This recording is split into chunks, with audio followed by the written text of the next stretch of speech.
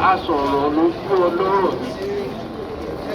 a sọ̀rọ̀ fọlọ́rọ̀ ń gbọ́ fọlọ́rọ̀ bá gbọ́ kí ni ó ti dùn.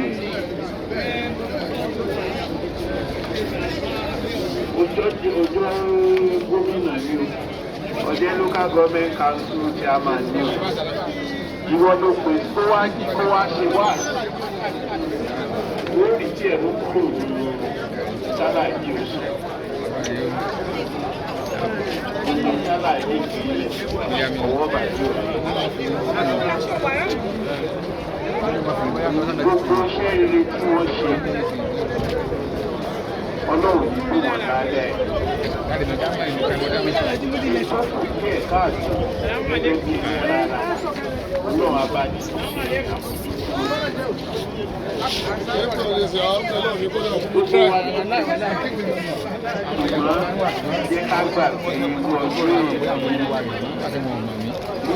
ìgbésẹ̀ wà. Òun náà mọ̀ pé yìí ní ìjọ kan. Àwa náà ló kù ká máa múra ká sì gbà wípé ìjọ kan ó jẹjọ kan fáwa ni. Tọ́jọ́ náà bá wá dé.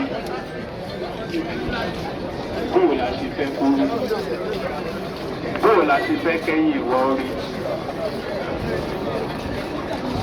Ọlọ́run á máa tọ́ wa sọ́nà. Léèdì náà ṣe rọ́ọ̀tẹ́lẹ̀ Ọlọ́run máa fi wá mọ̀nà.